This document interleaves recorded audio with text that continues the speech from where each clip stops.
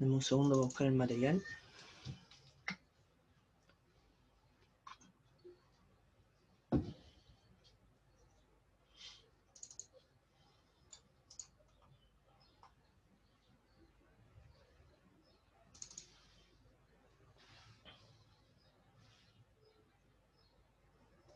La clase anterior estuvimos hablando acerca de como la historia de la biología, ¿verdad?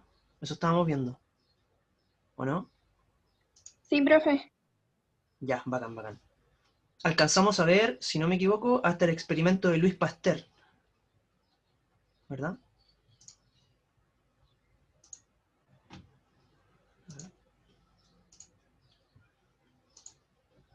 Les voy a compartir pantalla para que puedan ver entonces la presentación que estábamos ocupando en la clase anterior.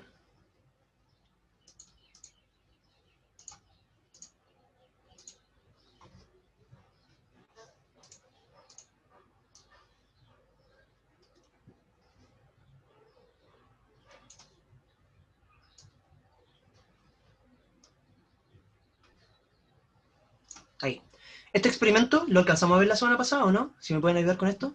No, no lo vimos. ¿No? ¿No lo vimos? Ya, vale. Entonces vamos a hacer...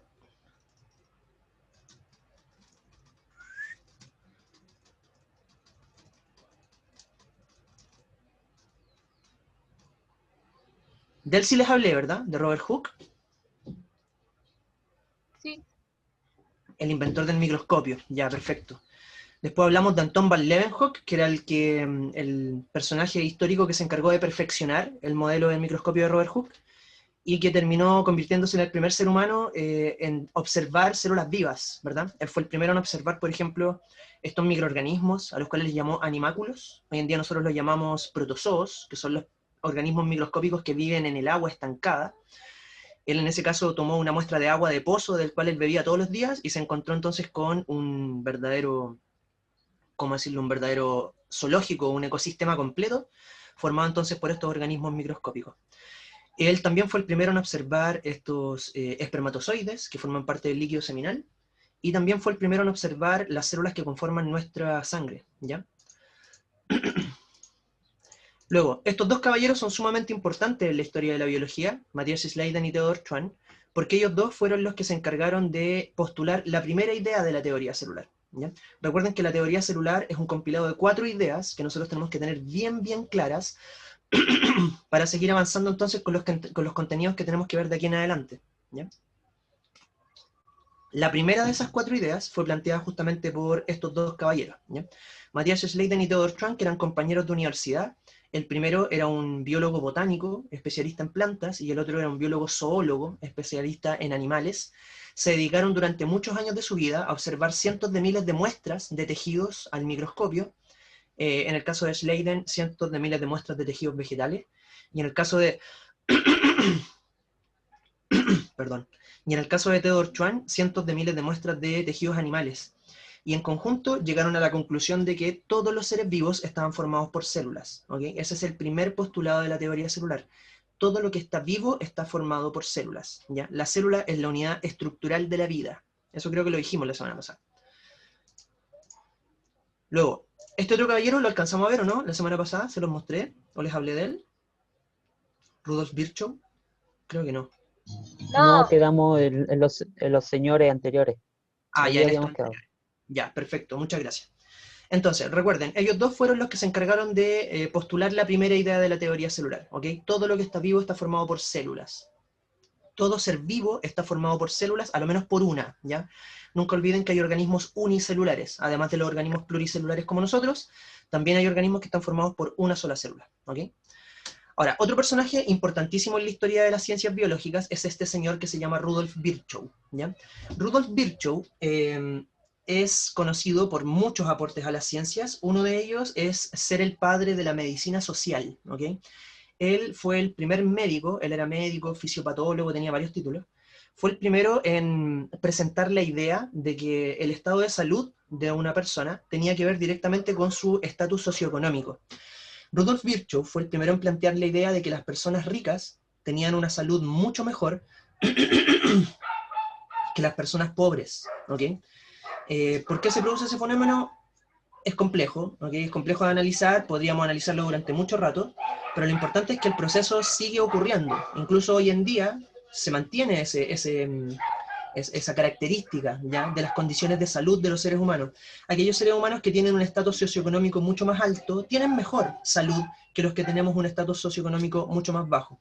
El mejor ejemplo es lo que está ocurriendo hoy en día con la pandemia del coronavirus. Si nosotros analizamos... Esperen un poco. Si nosotros analizamos la cantidad de personas que han muerto, por ejemplo, en la ciudad de Santiago, producto del coronavirus, y empezamos a buscar en qué comunas vivían esas personas, ustedes se van a encontrar con que la mayor parte de las personas que han muerto por coronavirus en Santiago son de comunas pobres. Estoy hablando de sobre el 75%, ¿ya?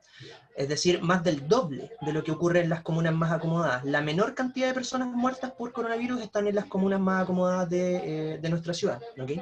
¿Por qué ocurre el fenómeno? Insisto, es complejo de analizar, tiene muchos ingredientes de análisis, ¿ok? Hay muchas aristas involucradas, pero el tema es que Rudolf Virchow fue el primero en plantear esa idea y se mantiene hasta ahora, ¿ok? Dame un segundo, por favor. Aquí en el móvil, Fernandito, está fresquito.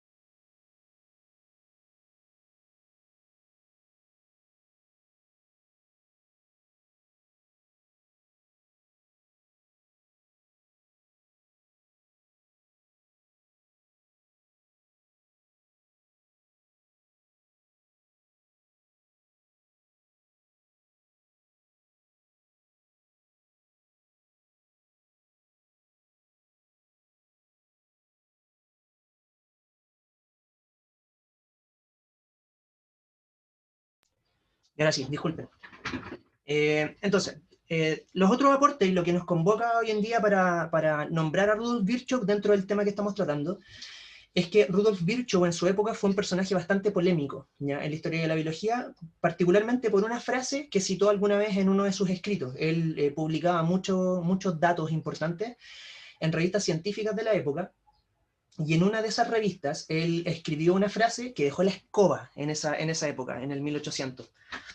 Esta frase a lo mejor a nosotros nos va a sonar como muy lógica, como muy común, ¿ok? Sin embargo, en su época fue revolucionaria.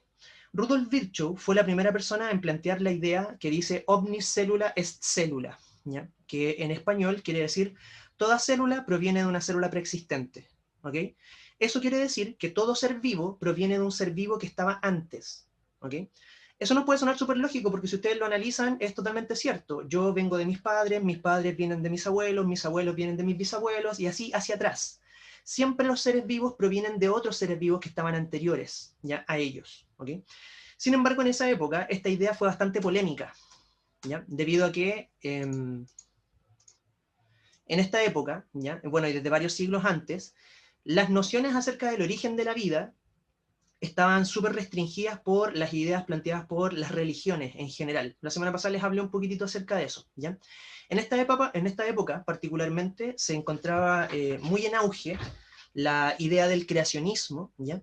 Y además este creacionismo estaba sustentado en una teoría del origen de la vida que se llamaba la teoría de la generación espontánea.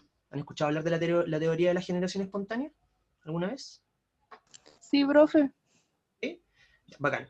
Miren, a grandes rasgos, ya para los que no la habían escuchado, la teoría de la generación espontánea es la que dice que los seres vivos aparecen como en el ambiente natural donde nosotros vivimos como por una conjunción de factores que incluyen la mezcla de materia orgánica, ¿ya? Alimentos en general, agua, aire y una fuerza invisible que por lo general se le adjudica a alguna deidad, ¿ya?, a Dios, que como que toca esos elementos y aparecen entonces seres vivos, ¿ya? Ahora, ustedes tienen que entender que estamos hablando del 1800, una época en la cual las ciencias biológicas estaban recién empezando a desarrollarse. Entonces, miren, cuando nosotros, por ejemplo, cocinamos un pan, ustedes saben que para hacer pan tenemos que primero hacer una masa con harina, sal, no sé, levadura, etcétera, ¿ya? Todo lo que lleva la masa del pan, dependiendo de qué tipo de pan es. Y esa masa después la tenemos que meter al horno, ¿verdad? El horno, por lo general, se encuentra a una temperatura súper alta, cercana a los 200, los 250 grados Celsius. Esa masa que nosotros metemos entonces al horno, sometida a varios minutos a esa alta temperatura, es completamente esterilizada por las altas temperaturas. Que un objeto o una sustancia sea esterilizada quiere decir que matamos absolutamente todos los seres vivos que estaban incluidos en esa masa, ¿ya? Porque cuando nosotros estamos amasando la masa con nuestras manos, la estamos contaminando, nuestras manos siempre tienen bacterias. Por mucho que nos lavemos las manos, aunque nos lavemos las manos con cloro, no vamos a matar al 100% de las bacterias que viven en nuestras manos. Y esas bacterias después se van a empezar a reproducir y al rato después van a tener una gran cantidad nuevamente, ¿ok? Es decir, las bacterias son como parte de nuestro cuerpo, ¿ya? Entonces, cuando yo amaso una masa, la contamino con bacterias, la superficie en la cual estoy amasando también está contaminada con bacterias. La idea es que tengan la menor cantidad posible, pero siempre hay, ¿ya? Entonces la masa está contaminada, pero cuando yo la meto al interior del horno y la dejo ahí a 200 grados, todas esas bacterias se mueren. Y los hongos y cualquier cosa que haya ido dentro de la masa se muere a esa temperatura. Profe, ¿y las esporas también? Las esporas también, sí. Hay algunas esporas de bacterias que logran sobrevivir a temperaturas muy altas, pero a 200 grados Celsius es casi imposible, ¿ya? Esa es una temperatura demasiado alta, ¿cachai? Excepto los tardígrados. Los tardígrados son, claro, un caso especial, ¿ya? Pero los tardígrados entran como en una etapa de latencia, como que se achurrascan así, se vuelven pequeñitos y se mantienen así durante mucho tiempo. Pero no es que queden vivos, ¿cachai? No es que queden igual de activos como estaban antes. Igual someterlos a alta temperatura como que involucra un daño, por decirlo así, para ellos, ¿ya? Lo que pasa es que de una población grande siempre van a haber algunos que sobreviven, ¿cachai? Porque son más resistentes, pero en general los tardígrados no conviven tanto con nosotros, son más de vivir cerca de las plantas, en la tierra, ¿cachai? No andan como en nuestra ropa, como si otros organismos pequeñitos, como los ácaros, esos que son como arañitas pequeñitas, microscópicas, esas sí viven en nuestra ropa, viven en nuestra piel, en todos lados, ¿cachai? Pero los tardígrados no tanto, no son tanto de convivir con nosotros, son más de estar en nuestros jardines, ¿ya? Pero por lo menos las bacterias y estas cuestiones que nos pueden causar enfermedades, se mueren todas, ¿ya? Entonces, el punto es que cuando yo saco un pan recién horneado del interior del horno, ese pan viene completamente esterilizado, ¿ok? Está limpio, no tiene ni un solo ser vivo, ¿ok? Sin embargo, si yo pesco ese pan y lo dejo sobre una mesa durante 2 semanas aproximadamente, todos ustedes se pueden imaginar lo que le va a pasar a ese pan. Bueno, primero se va a poner duro, por supuesto, a los 2 días ya va a estar completamente duro, deshidratado, pero poco a poco, las esporas que están en el aire, esporas de hongos, esporas de bacterias, esporas de algas incluso, van a ir cayendo poco a poco en la superficie del pan, y cuando son una espora, por supuesto que no se ven, son demasiado pequeñitas.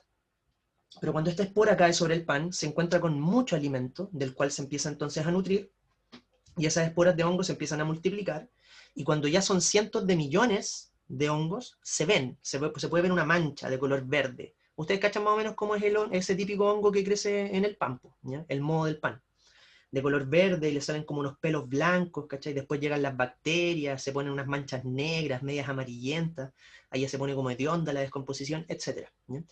El punto es que nosotros podemos entender que esa descomposición, esos seres vivos que crecieron en el pan, no venían en el pan, están en el aire. Recuerden eso, cada vez que nosotros respiramos, nos tragamos miles de partículas pequeñas de microorganismos, pero nuestro sistema inmunológico nos defiende, ¿ya? Si es que algún día esas esporas nos pillan con el sistema inmunológico un poco deprimido, porque hemos estado muy estresados, porque nos hemos alimentado mal, porque estamos tomando muchos medicamentos, etc. En esos casos estos microorganismos nos podrían causar una enfermedad. Las personas que son fumadoras, por ejemplo, constantemente tienen las vías respiratorias irritadas, entonces por ahí se les pueden meter algunas bacterias que normalmente no podrían entrar, pero como tienen las vías respiratorias irritadas, a ellos tienden a infectarlos más rápido, ¿cachai? Ahora, Profe, ¿esa sería la anaerobia o la aerobia? ¿las bacterias? Sí. Podrían ser de las dos, ¿ya? Podrían infectarte de las dos. Hay algunas bacterias que viven en nuestra boca, por ejemplo, algunas de las bacterias que causan las caries son anaerobias, ¿cachai? Y viven en nuestra boca, son casi imposibles de eliminar por completo. Sin embargo, las mantenemos como a raya, ¿cachai? Se quedan en la boca, no ingresan más hacia el interior, porque el sistema inmunológico las mantiene a raya. Sin embargo, a veces cuando las personas tienen el sistema inmunológico deprimido y viven en lugares con mucha contaminación, se les empieza a irritar la primera parte de la vía respiratoria y ahí esas bacterias pueden ingresar entonces ahí y generar una infección, ¿cachai? Pero depende de otros factores, ¿ya? Entonces podrían ser de las dos. Las que están en el aire por lo general son aeróbicas. Por lo general las que están aquí como flotando son bacterias aeróbicas. Ahora, el punto es que nosotros entonces podemos comprender que estos microorganismos están en el aire, ¿okay? Lo podemos comprender porque vivimos en el siglo XXI, tenemos acceso a la educación, prácticamente cualquier persona puede tener un microscopio, ¿ya? Obviamente no estoy hablando de estos microscopios así como bacanes, pues, pero la otra vez creo que les mostré estos, que son estos microscopios de cartón, ¿ya? Que se pueden comprar por internet y son súper baratos, y con estos, por ejemplo, podéis ver tardígrados, ¿cachai? Se arman como de origami, y lo importante es que tienen un lente, que es el que funciona igual que el lente de Van Leeuwenhoek, del tipo que les mostré la semana pasada, el que logró ver por primera vez las células. Su microscopio era casi igual a este, ¿cachai?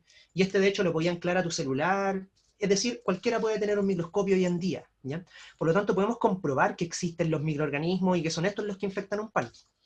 Sin embargo, en el siglo XVIII eso era mucho más difícil de entender. Si tú vas donde una persona que es completamente analfabeta, que ni siquiera sabe leer, y le tratáis de explicar que existen cositas invisibles, que están ahí pero que no las puede ver, suena chamullo, ¿cachai? Entonces no te van a creer. En esa época entonces, las teorías que trataban de explicar cómo aparecían estos microorganismos en el pan, o por ejemplo, por qué aparecían gusanos en la carne cuando se empezaba a descomponer. Hoy en día ustedes saben que cuando aparecen gusanos en la carne es porque en algún momento, mientras tú no veías, vino una mosca, esa mosca puso sus huevos, que son microscópicos, no se ven, y se fue. Entonces tú nunca viste lo que pasó. Solamente te vas a dar cuenta después de unos cuantos días cuando de repente ese huevo eclosione y empieza a salir un gusano desde el interior de la carne y uno va a decir, wow, ¿de dónde salió ese ser vivo? ¿Cachai? No una mosca, por loco, sino es un huevo de una mosca, ¿cachai? Sin embargo, en esa época no lo podían entender. Ahora, como no lo entendían bien, ya existían algunas teorías que trataban de explicar cómo pasaba esto. Ya eso se le llamaba la generación espontánea, ¿ok? ¿De qué trata la generación espontánea? Miren, pongan atención a lo siguiente. En el año 1600, un científico muy connotado en la época, llamado Jean-Baptiste Van Helmont, propuso un modelo de un experimento para comprobar la generación espontánea. Él con este experimento trató de comprobar de verdad que a partir de la mezcla de materia orgánica, agua, aire y una intervención divina, podían aparecer seres vivos, como por arte de magia, ¿ya? Ojo, Jean-Baptiste Van Helmont es un gran científico, fue un gran científico, hizo muchos aportes en el área de la química, por ejemplo. Sin embargo, en la biología no le pegaba tanto, pero es porque no tenía las herramientas en esa época para poder estudiar biología a fondo. Entonces, fueron las ideas que se le ocurrieron, y hay que entenderlo así, ¿cachai? No es que haya sido un mentiroso, un chanta que quería engañar a la gente. Como siempre en la ciencia, era la mejor respuesta que teníamos hasta ese momento. Hoy en día tenemos respuestas mucho mejores, ¿cachai? Que tampoco son definitivas. Recuerden eso siempre, en ciencia nunca existe la verdad absoluta. Nosotros solo tenemos la mejor respuesta hasta ahora. Puede que mañana cambie, y puede que pasado mañana cambie de nuevo. Y eso está bien, si la idea es que se vayan perfeccionando las respuestas acerca de cómo funciona el universo, ¿ya? Entonces, ¿qué era lo que decía Jean-Baptiste Van Helmont en aquella época? Este señor, Jean-Baptiste Van Helmont, hizo un experimento que consistía en lo siguiente, ¿ya? A lo mejor lo han visto alguna vez en el colegio. En este experimento, este caballero agarró unos toneles de greda, grandotes que se utilizaban en esa época para guardar grano, para guardar trigo, arroz, maíz, etc. Y como ustedes pueden ver aquí en la imagen, pescó este tonel y lo llenó hasta la mitad con ropa sucia, húmeda, ¿ya? Se supone que era ropa utilizada por seres humanos durante muchos días y que estaba humedecida. La otra mitad, la mitad superior, la llenó con trigo, con alimento. Entonces ahí teníamos aire, teníamos agua, teníamos materia orgánica, comida. Y este tonel lo dejó así, destapado, durante 21 días en un cuarto oscuro, ¿ya? A los 21 días, tú ibas, entrabas a ese cuarto y el tonel estaba lleno de ratones. Entonces Jean-Baptiste Van Helmont dijo, así se pueden formar ratones. Ustedes mezclan ropa sucia, trigo, y pueden fabricar ratones en 21 días. ¿Cachai? Bueno, si quieren tener un hámster o quieren fabricarse una mascota, ahí ya tienen la receta de cómo fabricárselo, ¿ya? ¿Qué les parece este experimento? ¿Qué les provoca? ¿Lo encuentran lógico? ¿Creen ustedes que de verdad se podrá fabricar un ratón mezclando ropa sucia con trigo? No sé, como que yo lo dudo un poco. ¿Ya? No, pura bacterias nomás. ¿Ya? Perfecto. Eso creo yo. Vale, O vale. sea, Sí. yo creo que es imposible que pase así de la nada. Tal vez eso atrae a los animales, lo, porque tengo entendido que los dejaban como en un lugar donde dejan los animales, parece, ¿no? Un Sí, granero, una cosa así. era un granero, exacto. Un granero oscuro cerrado, pero un granero que tenía hoyos por todos lados. Entonces ahora así como si uno lo pusiera, yo estoy segura que no podría pasar eso. ¿Verdad? Eso, miren, ¿qué pasa si nosotros repitiéramos este experimento, pero metiéramos el tarro con ropa sucia y trigo en una caja completamente cerrada, hermética, y esperáramos 21 días? ¿Creen ustedes que aparecerían ratones allá adentro? No. ¿No? ¿Y los demás qué creen? Yo tampoco. Tampoco, ¿verdad? Tampoco. Estamos todos claros, me imagino, pues, ¿no? O sea, ya te puede causar ciertas dudas al principio, pero después uno lo piensa un poco y dice, en realidad para que aparezcan ratones, tiene que haber un ratón, tiene que haber una ratona, tiene que haber reproducción sexual y recién ahí pueden haber crías. Pero los ratones no aparecen por arte de magia dentro de un tonel con trigo y ropa sucia, ¿cachai?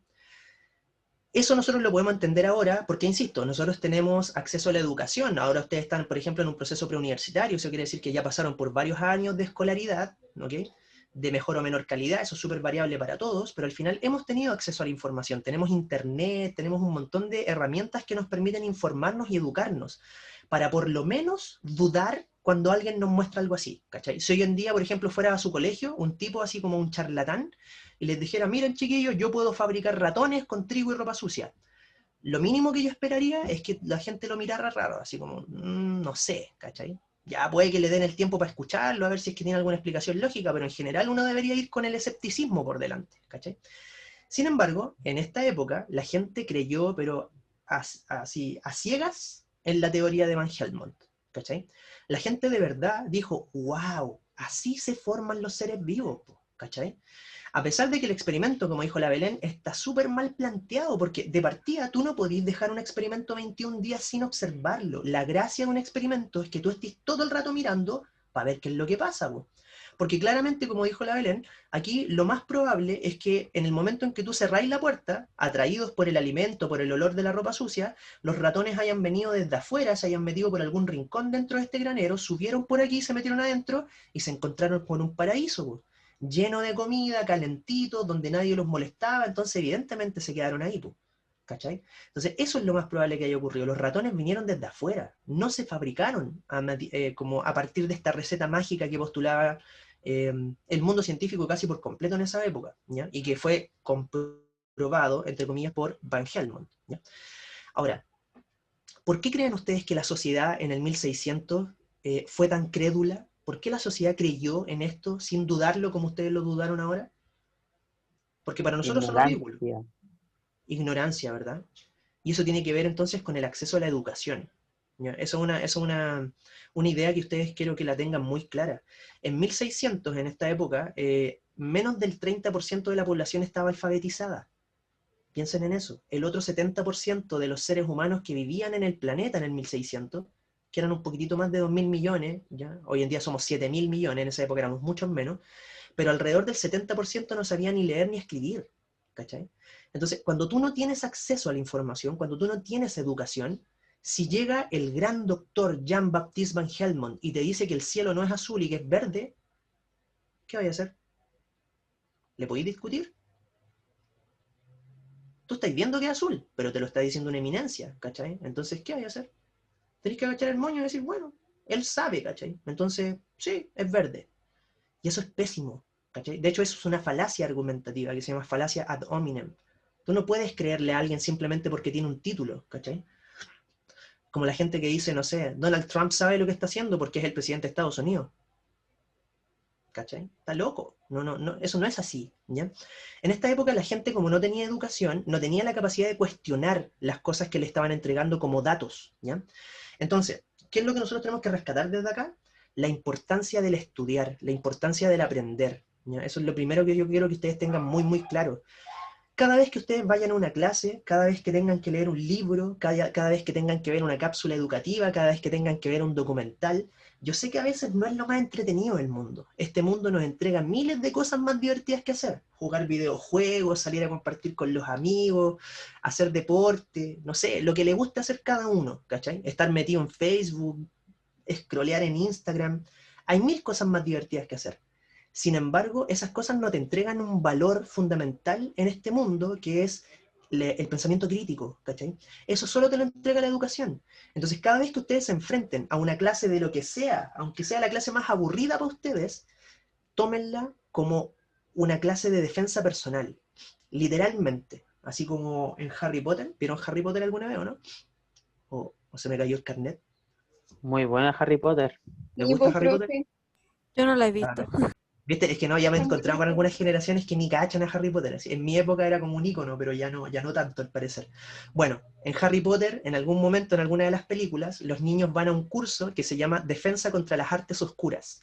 Hoy en día, la educación es justamente eso, es la defensa contra las artes oscuras. ¿Y cuáles son las artes oscuras? Los medios de comunicación que nos mienten, las pseudociencias, las ideas falsas, las fake news, los políticos que te tratan de mentir y te tratan de engañar, ¿cachai? El mundo hoy en día está lleno de información falsa, y la única forma de saber qué es verdadero y qué no es teniendo pensamiento crítico. Y la única forma de tener pensamiento crítico es educándose, cabros, porque si no, viene Jean-Baptiste Van Helmont y te convence de que los ratones se forman con trigo y ropa sucia, ¿cachai o no? Profe, Dígame. y quizás nosotros también deberíamos ser más comprensivos y no tan despectivos ante, por ejemplo, los adultos mayores que, bueno, noticia que sale y ellos lo creen, quizás porque no pasaron por todo este proceso.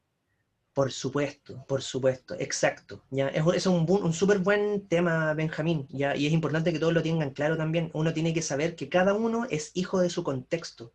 La mayor parte de los adultos mayores crecieron en otro siglo, literal, ¿ok? Literalmente a inicios de otro siglo, sin internet y sin nada de lo que nosotros tenemos hoy en día. Hoy en día tú, cualquiera de ustedes, cuando escucha una noticia y le causa un poco de como sin sentido, me dicen, no sé si están seguros, me meto a Google y lo googleo y Google me entrega por lo menos una variedad de informaciones con las cuales yo me puedo nutrir y puedo como generarme una opinión. Antiguamente la gente se informaba por el diario y por la radio, y después cuando apareció la tele, ¿cachai? Entonces, para la gente mayor, si algo sale en la tele es porque es verdad, ¿cachai? Porque en ese mundo ellos crecieron. La televisión era la portadora de la verdad. Y hoy en día nosotros sabemos que eso no es así, ¿cachai? Nosotros hemos visto a nuestro propio presidente de la República falseando datos en vivo y en directo. No sé si ustedes se acuerdan, pero en la última elección presidencial, antes de que saliera Piñera elegido esta vez, en un debate presidencial, el actual presidente mostró un gráfico donde decía que el gobierno anterior había tenido como que su gobierno anterior, porque Piñera fue presidente una vez antes, que su gobierno anterior había tenido un índice de victimización de delincuencia como de, no sé, estoy inventando el dato, pero como de 20%. Y el gobierno de la señora Bachelet había tenido un índice de un 22%. Pero la diferencia de las barras del gráfico era gigante. Entonces alguien que no sabe matemáticas ve esos gráficos y dice, wow, el presidente mejoró mucho el índice de victimización, pero en realidad eran como 2 puntos porcentuales. Lo que pasa es que el gráfico estaba hecho para engañar visualmente. Loco, y eso lo hizo el presidente de la República en vivo y en directo por la televisión. Pueden buscar el video si quieren. Entonces, cuando tú te enfrentas a ese tipo de cosas, cuando a mí un estudiante me dice, profe, pero ¿y para qué tengo que aprender matemática? Yo les muestro al toque ese video, ¿cachai? Porque para eso es, ¿cachai? Todo lo que ustedes aprendan tiene que ver con formar una barrera con la cual ustedes puedan defenderse de la mala ciencia, de la información falsa, ¿cachai? Para que ustedes puedan tener entonces la capacidad de poder tomar todos los puntos de vista y ver cuál es el que tiene mejores argumentos para decidirse por ese, con convicción, ¿cachai? Porque hay otras personas que son como del relativismo, así como que no, siempre como al medio, ¿cachai? Como que si algo es negro, algo es blanco, gris. Y resulta que las cosas no siempre son así, ¿cachai? Si yo ahora miro por la ventana y digo que está lloviendo, ustedes miran para afuera y no está lloviendo, po. Entonces no es que pueda o no pueda estar lloviendo, es que está o no está, ¿cachai? Hay cosas que son o no son. Hay otras cosas que tienen puntos intermedios, por supuesto, pero hay cosas que se pueden zanjar con buena información, ¿cachai? Entonces, para cerrar esta idea, la educación y el aprendizaje tienen que tomarlo desde este punto de vista, ¿ya? Todo lo que aprendan de aquí en adelante no lo tomen como un recurso para una prueba o un recurso para entrar a la universidad. Tómenlo de verdad como una herramienta para poder moverse en su vida, cabros, ¿ya? No hay nada más bacán que conversar con alguien que tiene razonamiento crítico, ¿cachai? Que no se compra todo lo que dice la tele, que no se compra todo lo que dice el gurú del matinal, que no se compra todo lo que dice Pedrito Angel, ¿cachai o no? Esa es la gente como más interesante, ¿ya? Y esa es la gente que al final construye más cosas en el mundo. Entonces, de ahí la importancia de tener que estar estudiando constantemente, ¿ya? Y ahora, volvamos al tema. ¿Alguna duda, chiquillos? ¿Hasta aquí? ¿No? ¿Nada? No, profe. Ya, bacán. Entonces, miren, quedamos en que Van Helmont comprobó, entre comillas, la generación espontánea, ¿cachai? Con este experimento, que ya sabemos que no está bien planteado, que es un mal experimento, ¿ok? Sin embargo, como la gente no tenía acceso a más información, se lo creyeron, y se lo creyeron durante mucho tiempo, ¿ya? Creían que de verdad los seres vivos aparecían por arte de magia. Hasta que apareció Rudolf Virchow, y Rudolf Virchow dijo, no, los seres vivos no aparecen por generación espontánea. Todo ser vivo tiene que provenir de un ser vivo anterior, ¿cachai? Pero el problema es que si bien Rudolf Virchow estaba seguro de lo que decía, nunca tuvo un argumento o un experimento lo suficientemente bueno como para comprobar la idea que estaba postulando, ¿ya? Ahora, quien llegó a salvar a Rudolf Virchow, porque fue el que se encargó de plantear un experimento definitivo con el cual logró comprobar que la generación espontánea era falsa, fue este otro caballero, que era el que le estaba mostrando al principio de la clase, Louis Pasteur, ¿ya? Louis Pasteur es un científico famosísimo también dentro del área de la biología, hizo muchísimos aportes a las ciencias biológicas, pero uno de sus más grandes aportes fue acabar con la teoría de la generación espontánea, ¿ya? Dejando sentada la teoría microbiana, es decir, los microorganismos que generan descomposición en nuestros alimentos o en nuestras heridas, cuando se nos infectaban las heridas, son microorganismos que están en el aire, que están en las superficies, solo que son demasiado pequeños y por lo tanto no se pueden ver, ¿ya? ¿Y cómo lo comprobó? Con este fascinante experimento, que es súper sencillo, y eso es parte de lo fascinante que es, porque de tan sencillo que es, logra explicar perfecto cómo ocurren todos estos fenómenos, ¿ya? Miren, ojo con esto. Bueno, a todo esto, la pasteurización, que es el mecanismo a través del cual nosotros limpiamos nuestros alimentos para poder consumirlos libres de bacterias y libres de hongos, se llama así en honor a Louis Pasteur, ¿ya? Por ejemplo, la leche que nosotros consumimos, la leche viene pasteurizada. Eso quiere decir que toda la leche que nosotros consumimos la hacen pasar por un tratamiento con altas temperaturas, donde se mueren todas las bacterias de la leche, y antes de envasarla en estas típicas cajas de Tetra Pak, a la caja de Tetra Pak le tiran un chorro de vapor muy muy caliente, que también mata a todos los microorganismos que estaban adentro, después le echan la leche pasteurizada y la sellan. De esa manera tú te aseguras de que esa leche va a durar caleta de tiempo sin necesidad de refrigerarla. Ustedes se fijan que cuando van a los supermercados, la leche en caja no está refrigerada. Está en estantes comunes y corrientes, ¿cachai? No está en la parte refrigerada. ¿Por qué? Porque como está tan limpia esa leche y la caja por dentro está tan limpia, yo estoy seguro de que eso no se va a descomponer. Por lo menos durante unos cuantos meses, ¿ya? Después, por supuesto que hay descomposición, pero es descomposición química. Las características químicas de la leche cambian. Se precipitan algunas proteínas y ya no es tan sabrosa como antes. Pero no hay bacterias allá adentro. No es descomposición bacteriana, ¿ya? Es otro tipo de descomposición. Entonces, basado en ese mismo principio, es más o menos el experimento que desarrolló Louis Pasteur, ¿ya? Si tienen cualquier duda mientras voy explicando, plantéenmela al tiro para que vayamos aclarando, ¿ya?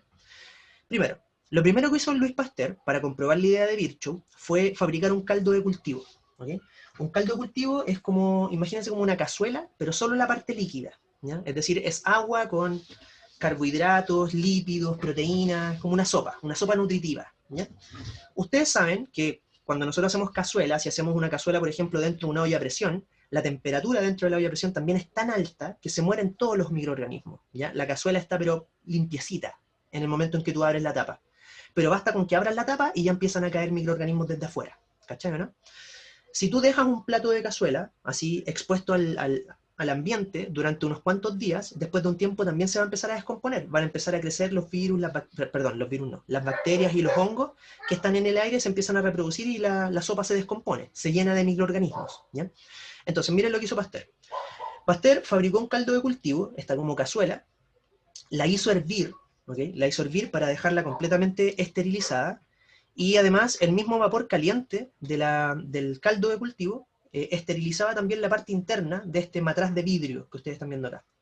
Entonces, en un primer momento, Luis Pasteur lo que hizo fue calentar esto para matar todos los microorganismos, el vapor mató todos los microorganismos del recipiente, y acá adentro, o sea, perdón, acá arriba, le puso un corcho, así. Un corcho que sellaba el recipiente. Evidentemente, si yo pongo un corcho acá, los microorganismos que están acá afuera, flotando en el aire, no pueden ingresar hacia el interior del matraz. Imposible, porque hay una barrera física, hay un corcho, y ese corcho, por supuesto, también estaba limpio, estaba esterilizado. Entonces, si yo dejo esto reposando 21 días, como decía Van Helmont, ¿qué creen ustedes? ¿Aparecerán seres vivos acá adentro? Si esto está No. completamente esterilizado, No. no, ¿verdad? No aparece absolutamente nada. Igual que con las cajas de leche que están en el supermercado, que pueden estar ahí 6 meses y no va a aparecer absolutamente ni un ser vivo adentro. Entonces, Luis Pasteur agarró este experimento, partió donde los científicos que defendían en esa época la generación espontánea como explicación de la vida, y les dijo, miren, aquí yo tengo un experimento donde tengo los ingredientes de la generación espontánea, tengo agua, tengo nutrientes, tengo aire, esperé 21 días y no hay ni un ser vivo. ¿Qué pasa? ¿Por qué a mí no me funciona? Y le dijeron, no, es que ¿sabéis qué? El corcho que tú le pusiste ahí al matraz impide el flujo de aire hacia adentro y hacia afuera, y eso es un elemento importante en la generación espontánea. Puras mentiras, pero igual se lo jodieron, pues, ¿cachai? No, tuvo que cambiar el experimento Luis Pasteur. Pero como buen científico, no se dio por vencido, y miren lo que hizo. Ustedes saben que el vidrio, cuando se calienta, es maleable, ¿verdad? El vidrio se puede deformar. En este caso, entonces, miren lo que hizo. Agarró el matraz con el que había trabajado anteriormente, calentó el cuello y lo deformó así en forma curva, como ustedes pueden ver acá. Y formó este matraz que se llama matraz cuello de cisne, que se siguen utilizando hoy en día en indumentaria de laboratorio. ¿Ya? ¿Qué ganó con esto? Fíjense, ahora este matraz lo llenamos con caldo de cultivo, lo hicimos hervir, igual que en el caso anterior. Al hacerlo hervir, se mueren todos los microorganismos de la sopa, el vapor caliente también esteriliza toda la parte interna del tubo, y ahora no le pusimos ningún tipo de corcho. Por lo tanto, el aire puede entrar y salir libremente, sin ningún problema. Pero, como ahora la entrada al tubo, la entrada al matraz es curva, todos los microorganismos que ingresaban por aquí, que venían desde afuera, desde el aire, todos estos microorganismos que ingresaban por acá, se quedaban pegados en la superficie de la entrada de vidrio. Como aquí hay agua, esto está liberando vapor, entonces toda la parte interna del tubo está humedecida. Por lo tanto, todos los microorganismos se quedaban pegados acá. ¿Ya? Era virtualmente imposible que un microorganismo pasara justo por el medio del tubo, para abajo, para arriba y para abajo de nuevo y cayera acá. ¿Cachai? Virtualmente imposible. Entonces todos los microorganismos se fueron acumulando en este sector y ni uno lograba llegar a la sopa. Esperamos 21 días, más de un mes incluso, y no apareció ni un solo ser vivo. Entonces, algo raro estaba pasando. La teoría de la generación espontánea estaba fallando. Pasteur agarró este experimento, partió de nuevo donde los que defendían la generación espontánea y les dijo, ya, ahora sí, explíquenme qué está pasando aquí. Tengo agua, tengo nutrientes, tengo aire, no hay ningún corcho, hay flujo de aire, puede entrar y salir el aire cuando ustedes quieran. ¿Dónde están mis ratones? ¿Ya? ¿Dónde están mis seres vivos? ¿Por qué no aparecen seres vivos? Y frente a eso, la comunidad científica lo único que le quedó fue quedarse callada. Porque no hay nada que argumentar, ¿cachai? Aquí inventar algo ya sería demasiado mula, ¿cachai? Porque aquí este pequeño experimento, tan sencillo como lo ven aquí, toma en cuenta todas las variables que pueden descartar la generación espontánea. Entonces Luis Pasteur les dijo, miren, si ustedes quieren que aquí aparezcan seres vivos, tienen que dejar pasar seres vivos desde afuera hacia adentro. ¿Ya? Es la única forma, porque los seres vivos no aparecen por arte de magia, los seres vivos vienen de otros seres vivos. ¿Ya? Entonces miren lo que hizo Luis Pasteur. Como ustedes pueden ver acá abajo, Pasteur inclinó un poco el matraz, haciendo pasar un poco del líquido hacia el interior del tubo de entrada del matraz, y luego lo devolvió. Entonces, evidentemente, este líquido arrastró todos estos microorganismos que se habían estado acumulando ahí durante semanas, los cuales cayeron en la sopa, y en menos de 48 horas esto ya estaba completamente lleno de hongos y bacterias que descompusieron el caldo de cultivo. Con este experimento, entonces, Luis Pasteur dejó clarito que la generación espontánea era falsa, era una idea errónea, ¿ya? Los seres vivos no aparecen por arte de magia, los seres vivos aparecen solo y únicamente cuando otro ser vivo los produce. ¿Se entendió o no? Chicos, chicas. Sí, profe. ¿Sí? ¿Quedó claro el experimento? ¿Se entendió? Sí, profe. Sí, profe. Ya, perfecto. Este es uno de los experimentos clave en la biología, ¿ya? Así que recuérdenlo. Probablemente lo puedan encontrar por ahí en alguna pregunta, ¿ya? No les van a preguntar nada específico del experimento, pero es probable que se los muestren así como una imagen y les pregunten alguna deducción desde acá, ¿cachai? Pero por eso es importante que lo entiendan, ¿ya? Ese fue entonces el aporte de Louis Pasteur. Louis Pasteur lo que hizo fue corroborar el postulado que había planteado Rudolf Virchow años antes. ¿Ok?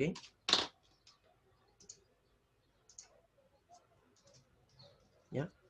Esto de que todo organismo proviene de un organismo preexistente, ¿ya? La célula es la unidad de origen de la vida. ¿Ya?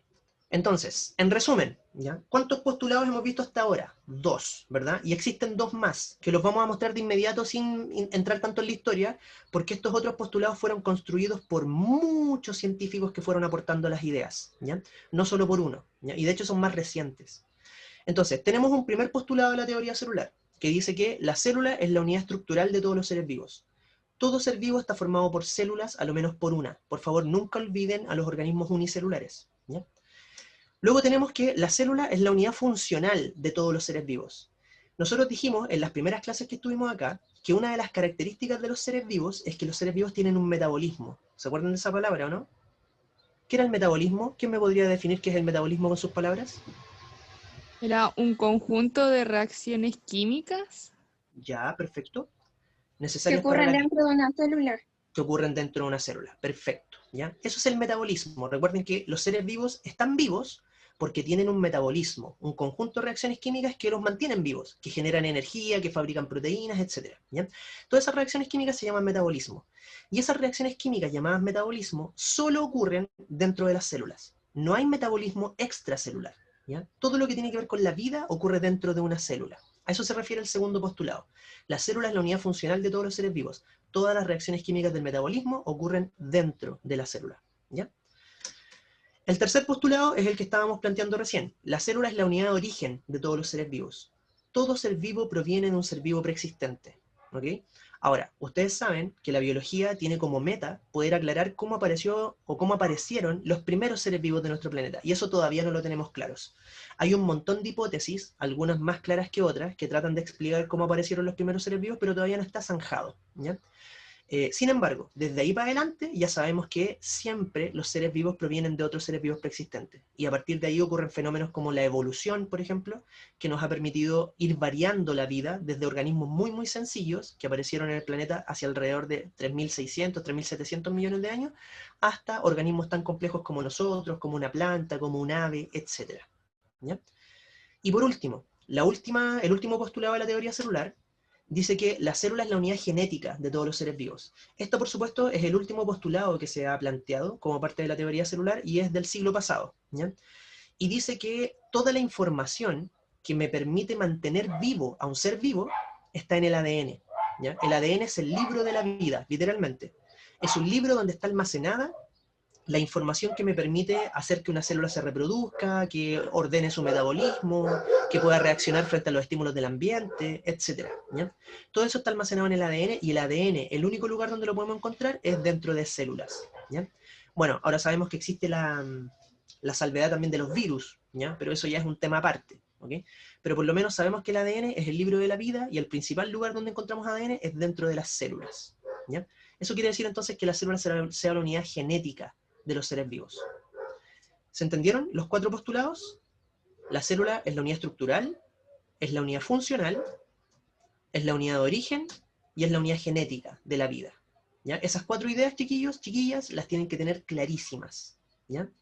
Anótenlas si quieren por ahí, para que las puedan entonces después repasar.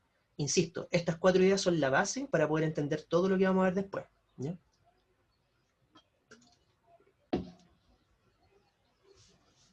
¿Dudas? ¿Consultas? ¿Acotaciones?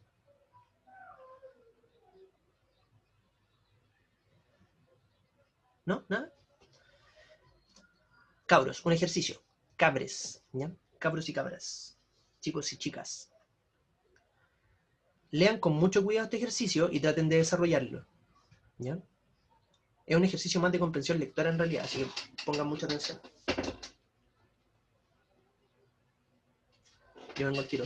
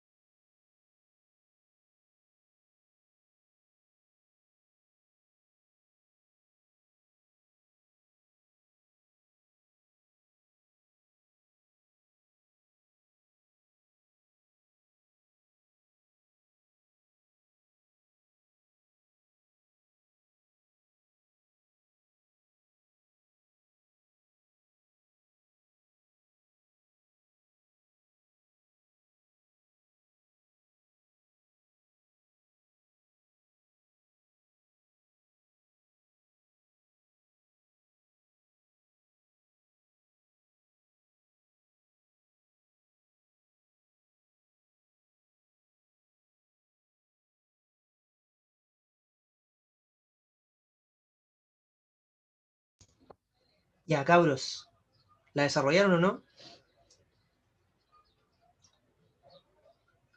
Chiquillas, Sí, más o menos. ¿sí? Sí, profe.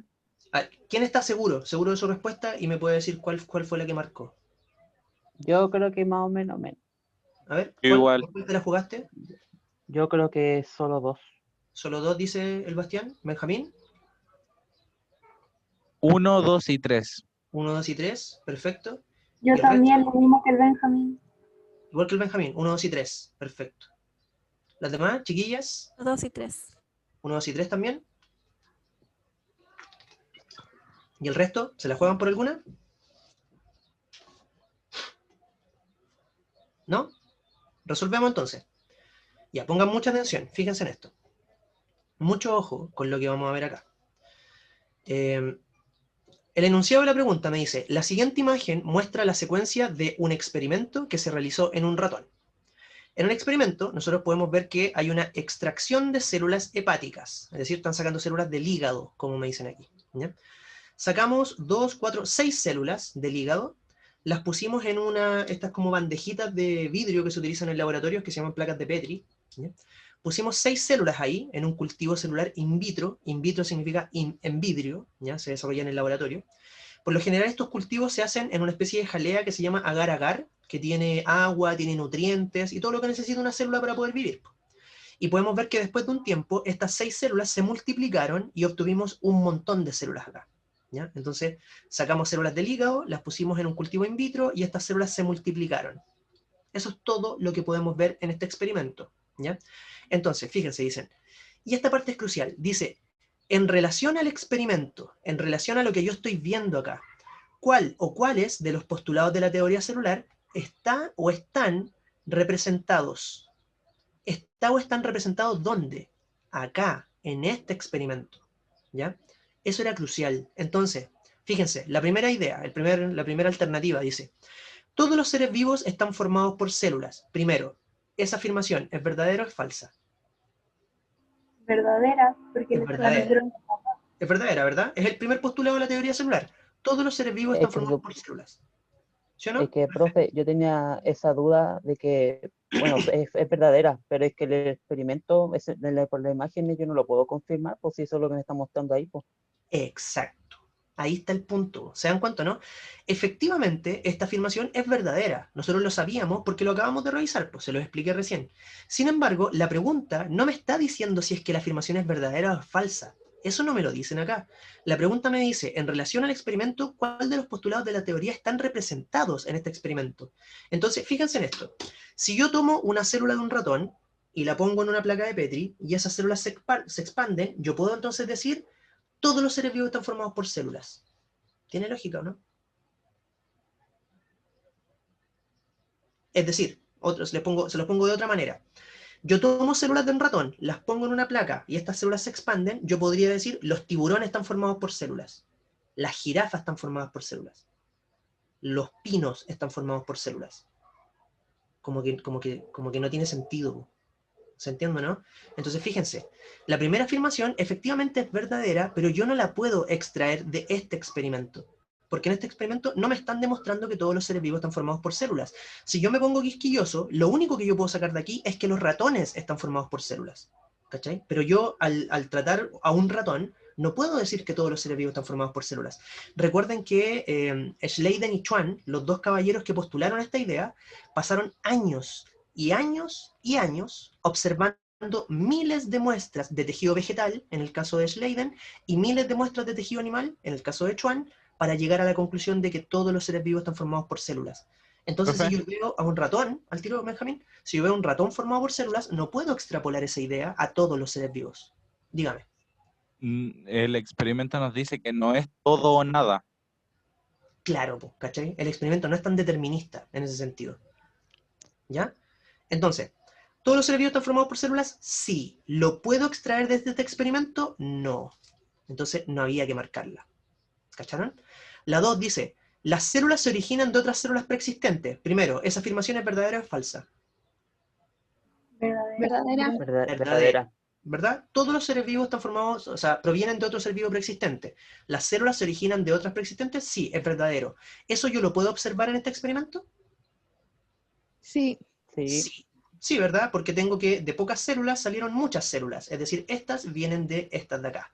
Entonces sí, la 2 estaba correcta. ¿Ya? Esa sí había que marcarla. Y la 3 decía, la célula es la unidad funcional de todos los seres vivos. ¿Verdadero o falso? falso. Se está generalizando. No, pero claro, en este caso no se puede extraer del experimento, pero la afirmación es verdadera, ¿verdad? Ujú. Efectivamente, la célula es la unidad funcional de los seres vivos. ¿Pero yo lo puedo deducir de este experimento? No. Falta información en ese caso. Entonces, efectivamente, la respuesta correcta era solo 2, la alternativa B, ¿ya? ¿Los demás chiquillos se dieron cuenta cuál era el error? Por eso yo les decía que era como una pregunta de comprensión lectora, era una pregunta tramposa, ¿ya? Y ojo, porque con estas preguntas se van a topar en la PSU, entonces uno tiene que tener mucho ojo con qué es lo que me están pidiendo. Si aquí el enunciado hubiese dicho, ¿cuál de estas afirmaciones es verdadera? Las 3, evidentemente. Pero no era eso lo que me preguntaban cuál de ellas se podía sacar desde este experimento. Y la primera no se podía, y la tercera tampoco se podía, ¿ya? Solamente la tercera afirmación se podía extraer desde acá. O sea, la segunda, perdón. ¿Sí? ¿Quedó claro? ¿Mm? Sí, profe, quedó claro. Ya, bacán. Perfecto.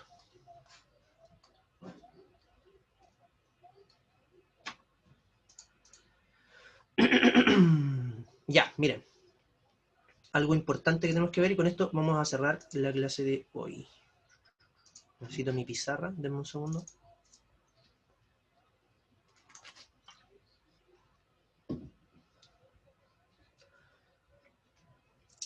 Ya. Este programa que yo ocupo para ocuparlo como pizarra, se llama Sketchbook, es un programa gratuito, por si acaso, si ustedes lo quieren, a los que les gusta dibujar o digitalizar dibujos, es súper bacán. Lo pueden encontrar. Antiguamente era un programa pagado. Yo cuando era chico, qué mentiroso, cuando estaba en la universidad, algunos amigos hacían ilustraciones con este programa y pagaban o craqueaban el programa, pero ahora hace un tiempo atrás lo compró Google y lo liberó, ¿ya? Así que por si acaso les gusta el dibujo, pueden ocuparlo. Yo uso Ibis Paint. ¿Cuál? Ibis Paint. Ay, Lo no, uso para el cachaba. celular. Ah, buena. Ahí podéis dibujar en la pantalla con el dedo. ¿O no? Ah, sí, sí se puede. Ya, bacán, buena. Ya miren, en este caso, en el mundo, lo primero que ustedes tienen que saber es que todos los seres vivos, absolutamente todos los seres vivos que conocemos, porque recuerden que nosotros no conocemos a todos los seres vivos del planeta, las estimaciones plantean que nosotros conocemos entre el 50 y el 60% de los seres vivos del planeta Tierra. Imagínense eso, conocemos un poco más de la mitad, pero hay muchos seres vivos que todavía no tenemos idea que existen. Sobre todo seres vivos marinos, ¿ya? Seres vivos que viven en los fondos marinos, los seres abisales, así se llaman, porque no tenemos la tecnología para poder llegar al fondo marino. Las presiones son tan altas que destruyen todos nuestros instrumentos, entonces ahora recién estamos empezando a explorar los fondos oceánicos. De hecho, conocemos mejor y más en detalle la Luna que el fondo de nuestro propio planeta, ¿ya? Entonces hay muchos seres vivos por descubrir. Pero de los que ya conocemos, ¿ya? Todos están clasificados en diferentes grupos, ¿ya?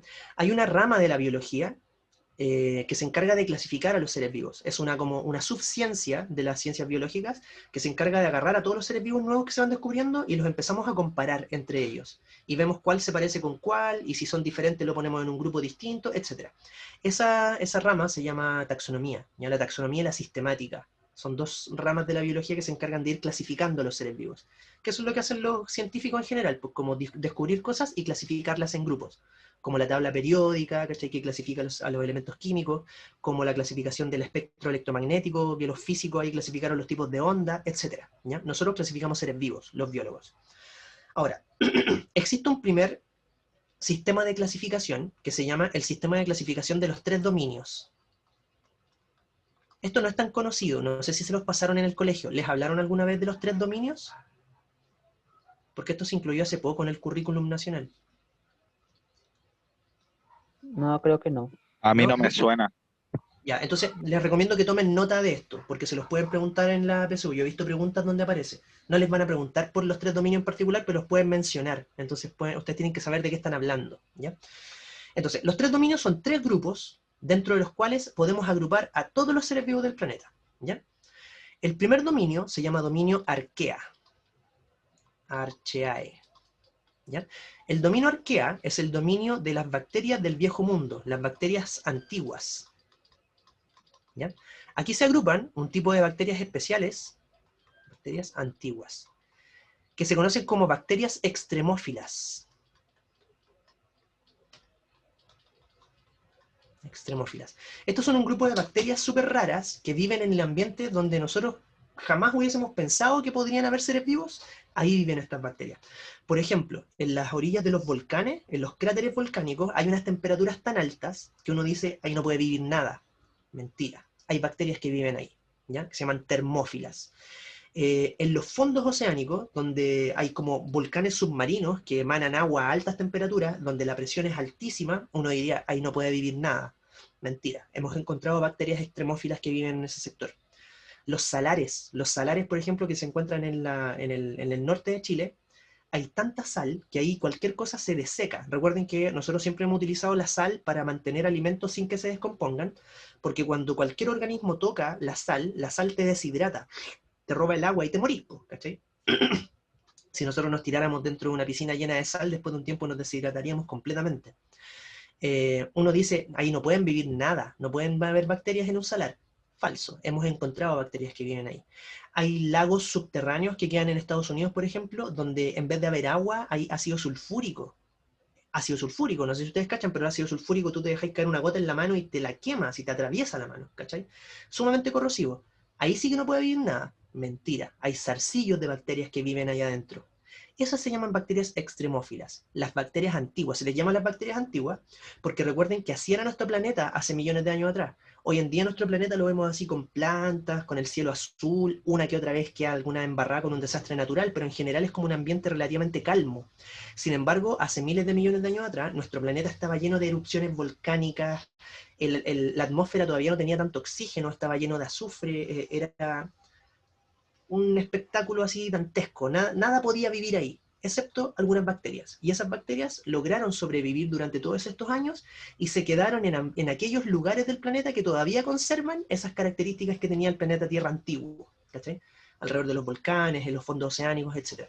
Entonces las arqueas son bacterias extremófilas con las cuales nosotros no convivimos. Tú nunca te vas a encontrar una arquea en el patio de tu casa, ¿cachai? Nunca se te va a infectar una herida con una arquea. Las arqueas viven en esos lugares particulares que yo les estaba mencionando, ¿ya?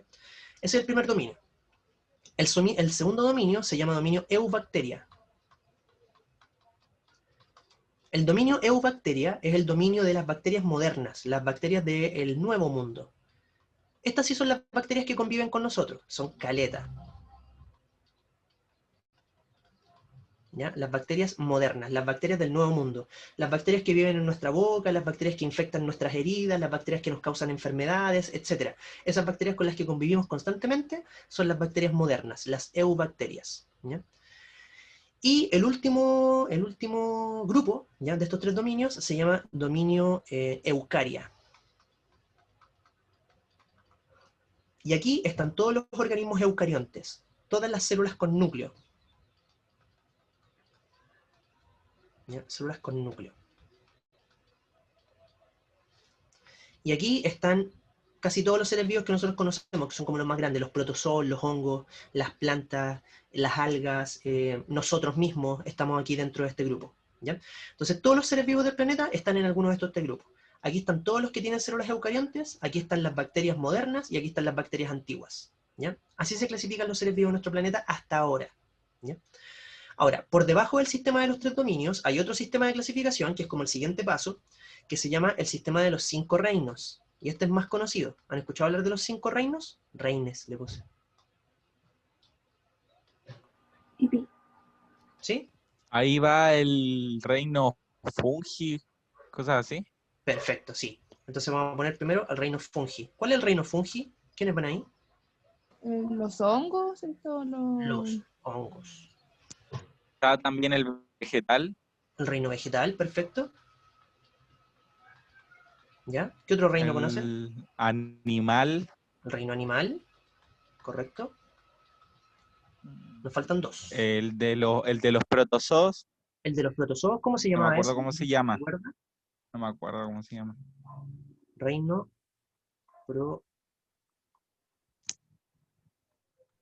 protista. ¿ya? El reino protista. Y falta el último. ¿Quién se acuerda del último reino? ¿El Mónera? El Mónera, correcto. Reino Mónera. ¿Y quién va en el reino Mónera? ¿Se acuerdan? El reino Mónera, chiquillos, chiquillas, es el reino de las bacterias, ¿ya? Todas las bacterias conocidas, tanto las antiguas, las arqueas, como las modernas, las eubacterias, todas van acá, ¿ya? En el reino Mónera. Este es el sistema de los 5 reinos. Tenemos el reino fungi, que es el reino de los hongos de todo tipo, tanto los hongos macroscópicos como los hongos microscópicos, llamados levaduras. Tenemos el mundo vegetal, que es el mundo de los organismos que pueden hacer fotosíntesis. Tenemos el mundo animal, que es el mundo de los organismos que necesitan comerse a otros seres vivos para poder alimentarse, como nosotros. El reino protista, que es el reino de los protozoos, ¿ya? Los animales chiquititos, unicelulares, pero con núcleo. Y tenemos el reino monera, que es el reino de las bacterias, ¿ya? ¿Por qué yo les estoy mostrando todo esto? Porque quiero que recuerden que todos estos organismos vivos, en cualquiera de estas clasificaciones, están formados solo por 2 modelos de célula. Hay un primer modelo de célula que se llaman células procariontes. Las células procariontes son células que se identifican característicamente porque no tienen núcleo. Células sin núcleo verdadero. ¿Ya? De hecho, el término procarionte significa antes del núcleo. Pro es antes y corion es núcleo, ¿ya? Células procariontes, células sin núcleo. Y de estos 5 reinos, los únicos que están formados por células procariontes son los monera, ¿ya? Solo el reino monera, el reino de las bacterias, está entonces formado por células procariontes.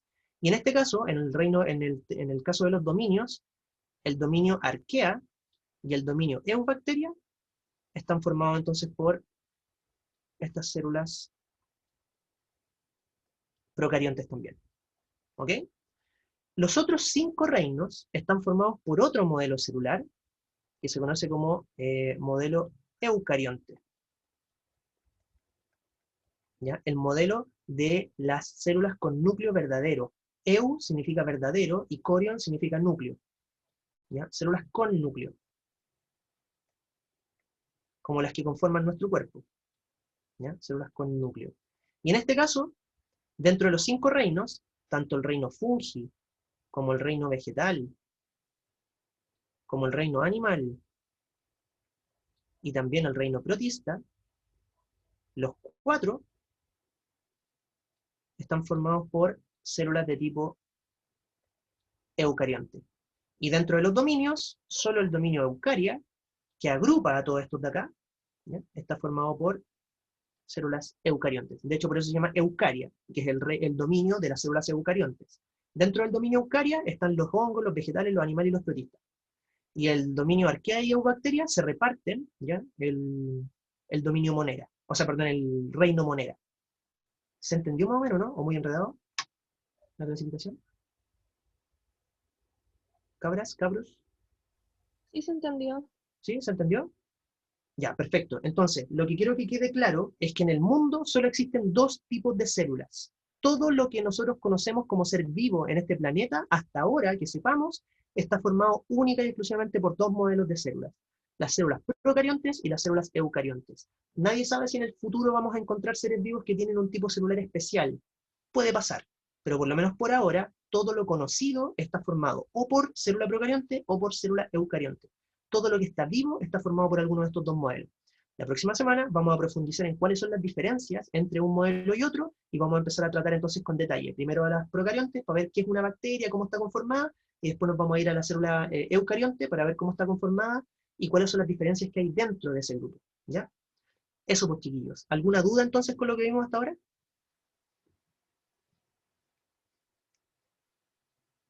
¿No? ¿Ninguna? Por mi parte, no. Ya, perfecto. ¿El resto? ¿Nada? ¿Alguna duda, comentario o pregunta? No hay dudas, profe. ¿Nada? Ya, bacán. Entonces, hasta aquí lo vamos a dejar por hoy día, ¿ya? La próxima semana entonces continuamos con la revisión del modelo procarionte. Nos vamos a comenzar entonces a meter con mucho más detalle para poder entender qué es una bacteria y cómo se diferencia de una célula eucarionte, ¿ya? Eso, Profe, chiquillos. Dígame. ¿los bacilos entran en la categoría de la monera? Sí, los bacilos, que son un tipo de bacteria, están dentro de de este grupo. Ahí vamos a ver cómo las bacterias se dividen también por diferentes grupos de acuerdo a la forma que tiene la bacteria, como por ejemplo los bacilos, los estafilococos, los vibrios, etc. ¿Ya?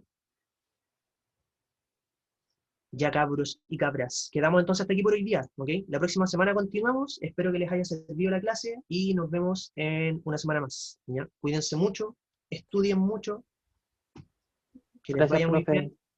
De Nos nada, vemos, profe, Chao, muchas profe. gracias. chayito, Chao, cuídense. profe. Gracias, profe. Cuídese. Chao, que estén bien.